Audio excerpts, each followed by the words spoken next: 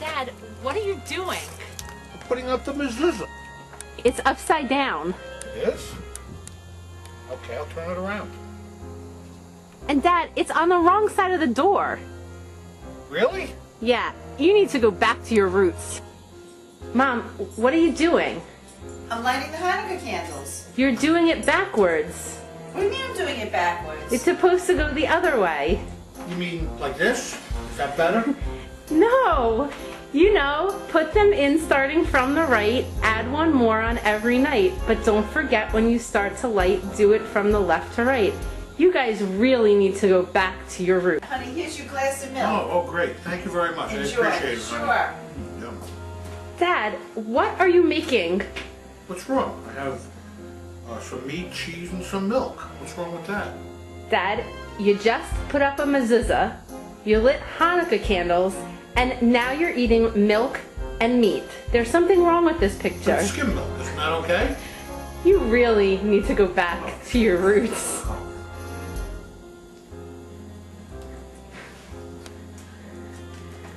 Mom, what are you doing? The Seder plate. Why is there an apple on the Seder plate? Well, we use an apple for a Jewish holiday, right?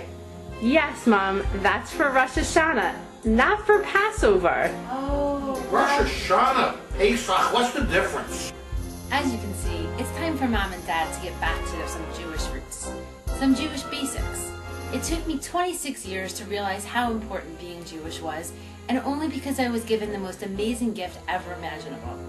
Though it may be double that time for my parents, it's never too late. Sitting in an auditorium at Yad Vashem listening to an elderly gentleman tell the story of how he survived and has a wonderful family made me realize the importance of home. I realized while in Israel that no matter where in the world I am, no matter what situation I'm in, I always have a place to call home, and that's Israel. At Kinneret Cemetery, Joel Goldman told us the story of a group of teenagers that made Aliyah in the early 1900s, and though faced with the harshest of conditions, they refused to give up on a dream. These teens were inspirational, with the moral of the story being to find something that inspires you and make it happen. There are so many inspirational stories that I heard while in Israel. The story of those who lived atop Masada to escape Roman rule. The people that spend countless hours at the Western Wall every day, praying for whatever it is that's important to them. The woman at the Bedouin village that wants more for her life and has created soaps and lotions from the products available in the local fields. The story of David Ben-Gurion as he led the state of Israel to an establishment for Jewish people. The people that run Neve Shalom as a place of peaceful coexistence between Jews and Arabs. And of course, the stories of the Israeli soldiers that traveled with us for 5 days and served their country every day to make sure that there is always a Jewish homeland. As a Jew, I don't believe I ever would have been so inspired by my Jewish roots if it wasn't for this trip. I hope that my parents can be inspired by the walk around Masada, the experience in Yad Vashem, the feelings you get when you stand in front of the Western Wall for the first time, or that light bulb moment that occurs when you wake up one morning and don't have to think about being Jewish, because almost everyone is.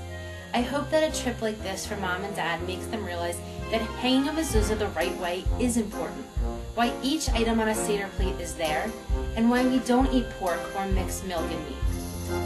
They need to go back to their roots, as I did, to learn about our history, our makings, and our struggles and successes.